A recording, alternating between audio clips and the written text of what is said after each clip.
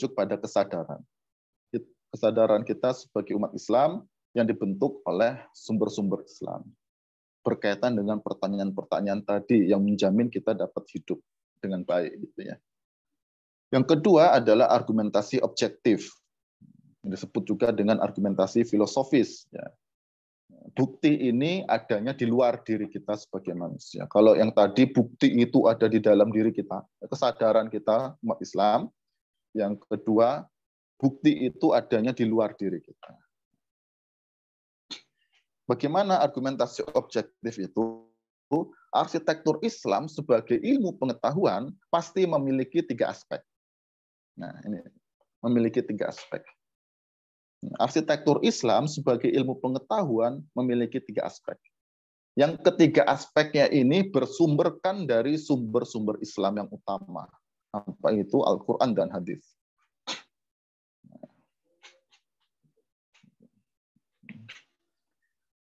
Dalam argumentasi objektif, saya ulangi ya. Dalam argumentasi objektif, arsitektur Islam sebagai ilmu pengetahuan itu memiliki 3 aspek. Yang ketiga aspeknya bersumberkan dari sumber-sumber utama Islam, Al-Quran dan hadis. Nah, kalau argumentasi yang subjektif itu, ya, bukti arsitektur Islam merujuk pada kesadaran diri kita sebagai umat Islam yang dibentuk oleh sumber-sumber Islam. Mengenai siapa diri kita, status diri kita, tujuan hidup, kebutuhan hidup, dan cara-cara memenuhi kebutuhan hidup. Dalam argumentasi objektif, arsitektur Islam itu sebagai ilmu pengetahuan yang memiliki 3 aspek, dan ketiga aspeknya dibentuk oleh sumber-sumber atau bersumberkan dari Islam, yakni Al-Quran dan hadis. Apa saja 3 aspek itu? Pertama ontologi, ketiga epistemologi, yang kedua epistemologi, yang ketiga aksiologi.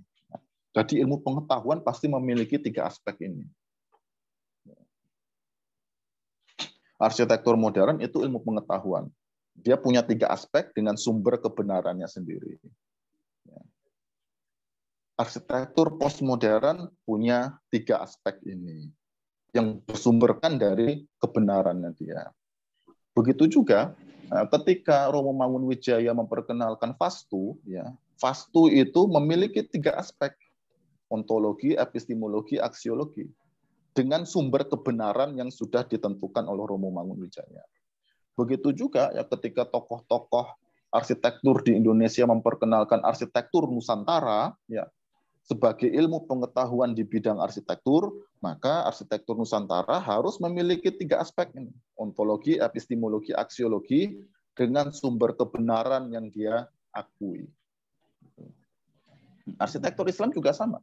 Arsitektur Islam itu ilmu pengetahuan. Dia punya 3 aspek. Ontologi, epistemologi, aksiologi.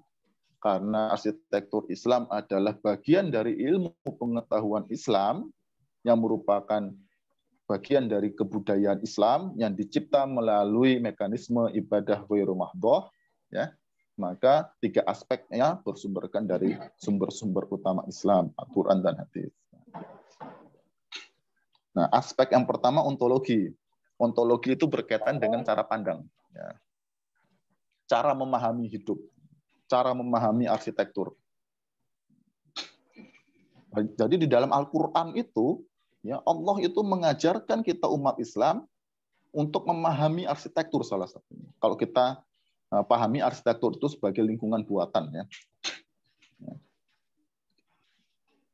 Bagaimana cara memahami diri kita, memahami Tuhan, memahami alam semesta, sampai memahami arsitektur, itu sudah diajarkan oleh Allah di dalam Al-Quran. Nah, itu yang dimaksud ontologi.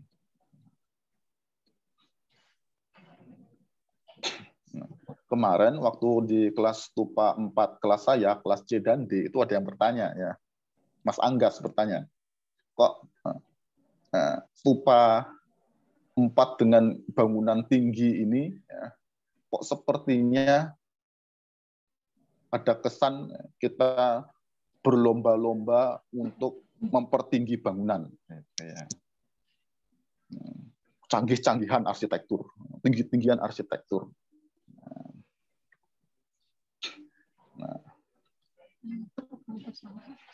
Dan ini pasti ditanya di Stupa 4. Ingat saya, setiap angkatan selalu mempertanyakan, Pak, kok di Stupa 4 kita diajarkan bangunan tinggi, Pak? Padahal salah satu tanda dari kiamat kubro itu kan kalau manusia berlomba-lomba mempertinggi bangunan. Jadi apa yang harus kami lakukan, Pak? Ya, yang harus kalian lakukan dibuat tugasnya.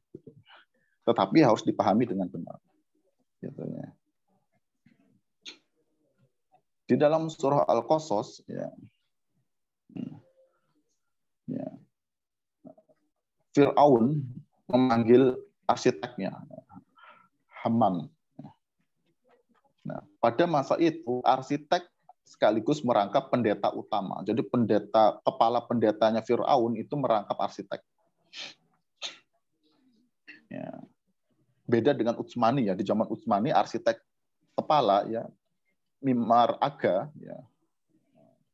Entah namanya Sinan, entah namanya Ahmed ya, Mimar Aga itu setingkat jenderal. Oh, di masa Fir'aun ya arsitek itu merangkap sebagai kepala pendeta. Kepala pendeta itu tugasnya juga sebagai arsitek. Nah, Fir'aun manggil Haman. Ya Haman, bakar tanah liat. Buat bangunan yang tinggi. Aku ingin naik ke atas untuk melihat Tuhannya Musa.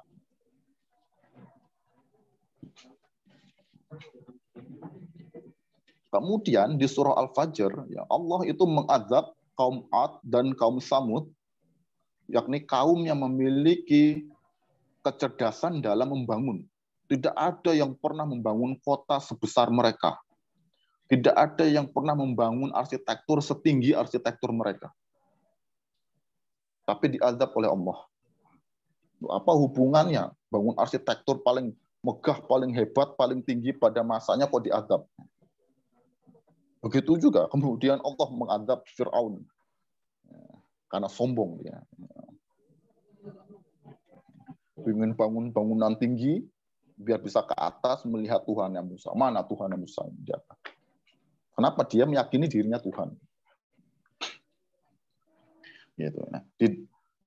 Sehingga di dalam Al-Quran, ya Allah itu memberikan kita pemahaman untuk bisa melihat, memandang, memahami arsitektur dengan benar.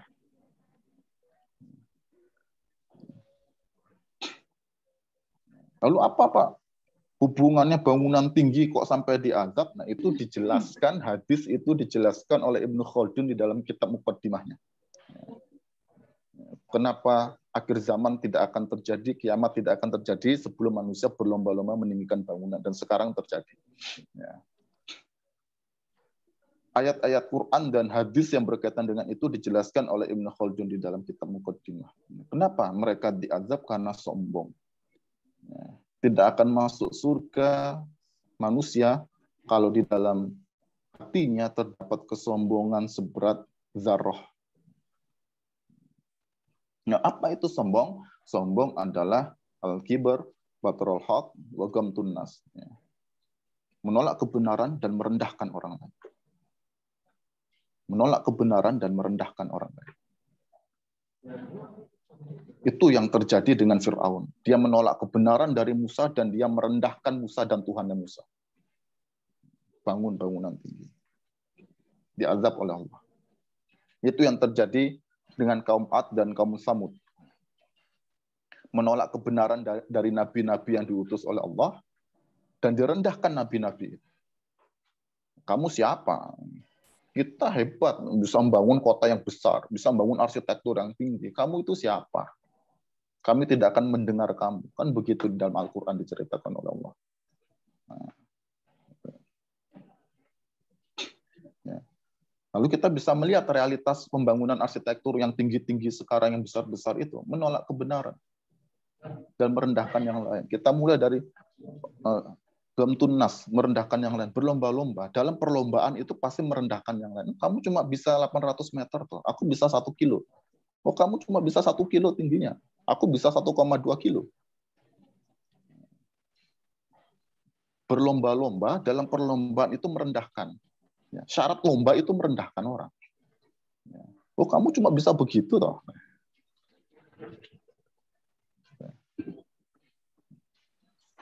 Dan batarul haq, menolak kebenaran. Di dalam Islam, Arsitektur itu berkaitan dengan kebutuhan manusia.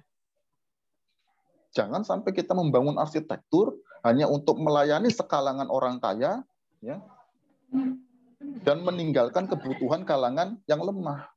Dalam Islam itu tidak bisa dinyatakan benar. Dan bangunan-bangunan tinggi-tinggi itu untuk kalangan siapa? Itu yang terjadi di kaumnya Ad dan kaumnya Samud. Hanya orang-orang kaya yang punya bangunan tinggi-tinggi. Mereka yang tidak punya apa-apa, miskin mereka. Hidupnya nomaden, berpindah-pindah. Ya, naik onta, naik keledai, naik kuda. Mereka nggak punya rumah. Menolak kebenaran dari Allah. Nah, itu ontologi. Nah, berbeda dengan arsitektur barat yang modern yang kita sudah bahas. Ya, orang bangun bangunan tinggi-tinggi, bagi mereka itu benar untuk menunjukkan kehebatan rekayasa manusia. Semakin tinggi, semakin benar. Bagi kita umat Islam enggak. Semakin tinggi justru bisa saja tidak semakin benar. Ada kesombongan di sana.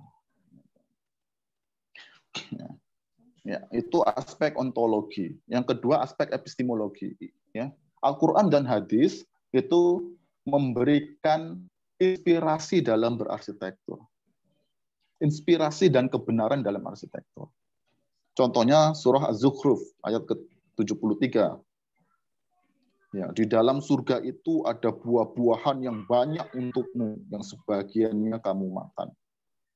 Nah, sehingga di dalam peradaban Islam, ya, surga itu menjadi model arsitektur atau arsitektur yang ideal.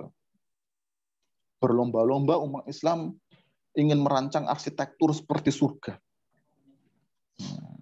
Di dalam Al-Quran ya, digambarkan surga seperti apa, yang itu menginspirasi umat Islam ingin membangun arsitektur seperti surga, jannah, ya, hamparan taman. Di dalam sebuah hadis yang katakan, ya, di dalam surga itu tidak ada yang sia-sia. Itu menjadi prinsip arsitektur Islam. Di dalam arsitektur Islam yang menjadikan surga sebagai model arsitektur yang ideal, tidak ada kesia-siaan. Tidak ada bagian yang mubazir, tidak ada bagian yang sia-sia. Tidak ada bagian yang tidak berguna. Tidak ada bagian yang tidak dibutuhkan oleh manusia. Contohnya apa? Di dalam surga itu pohonnya besar-besar, ya, menaungi manusia, ya, agar tidak kepanasan, ya, dan ada buah-buahnya. Jadi pohon fungsinya itu bukan saja untuk naungan, kanopi, tapi juga sumber pangan. Yang itu menginspirasi umat Islam, khususnya di zaman Mughal dan zaman Andalusia, taman itu dipenuhi vegetasinya, pohonnya itu pohon yang berbuah. Seperti surga. Surga itu pohonnya berbuah. Bukan saja menaungi pohon itu biar tidak panas, ya, banyak oksigennya, ya, nafasnya menjadi lega, tapi juga ada buahnya. Tidak ada yang sia-sia. Nanam pohon, ketidaksia-siaan itu kalau pohon itu berfungsi menaungi bagi manusia dan bisa menghasilkan sumber pangan. Itu inspirasi dari surga. Nah, di Andalusia banyak pohon jeruk.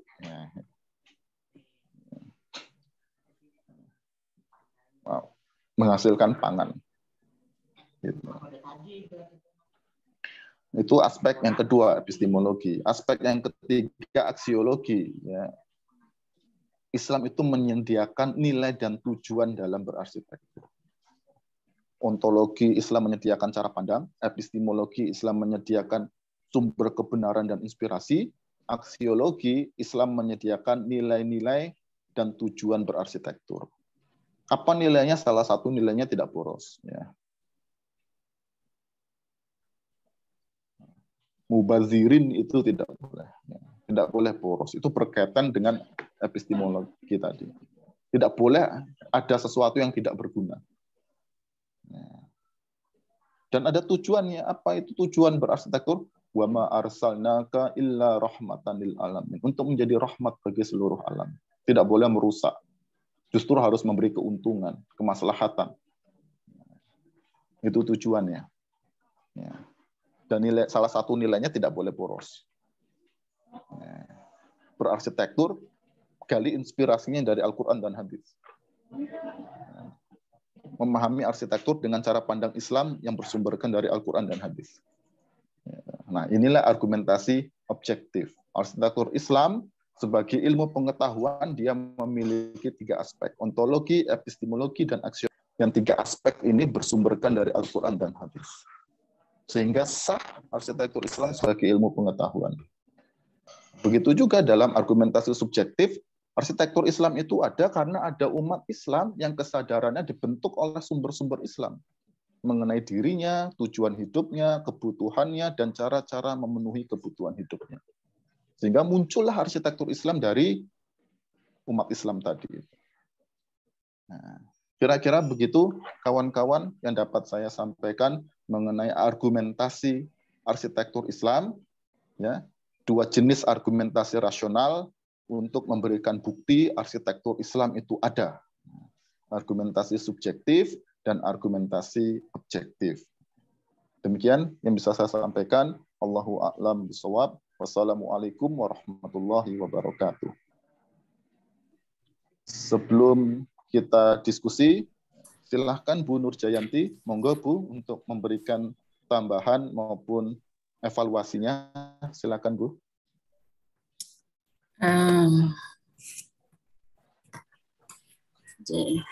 Assalamualaikum warahmatullahi wabarakatuh. Waalaikumsalam warahmatullahi wabarakatuh. Nah, penjelasan dari Pak Andika sudah sangat bagus. Mudah-mudahan adik-adik bisa menyerapnya ya, karena ini bahasanya bahasa tinggi. Bahasanya bahasa tinggi. Mudah-mudahan adik-adik bisa menyerap semuanya karena sudah dituliskan di sini ya. Gitu. Dan saya pesankan kepada adik-adik harus banyak membaca buku sejarah. Kemarin kan sudah ikut mata kuliah saya sejarah arsitektur Islam. Nah, itu salah satunya artefak-artefak peradaban Islam dan artefak bangunan. Jadi artefaknya itu ada bangunan, ada peradaban. Nah, itu merupakan sejarah arsitektur Islam yang bisa kita pelajari. Antara lain tadi Pak Andika menyebutkan, tadi ada Hagia Sophia yang dahulunya gereja menjadi masjid. Kemudian ada Muhammad Al-Fatih mengalahkan Konstantinopel tadi. Kemudian di Cina itu ada masjid yang namanya Huaixiang ya. Di Cina itu ada masjid yang namanya Masjid Huaixiang. Secara historis itu pembangunannya itu diprakarsai oleh delegasi Muslim yang diutus oleh Khalifah Utsman bin Affan ke Cina di bawah pimpinan Sa'ad bin Abi Waqqas. Jadi pada saat tahun abad ke-7 itu Sa'ad bin Abi Waqqas sudah sampai ke Cina dengan jalan laut ya, paman Nabi Muhammad sampai ke sana.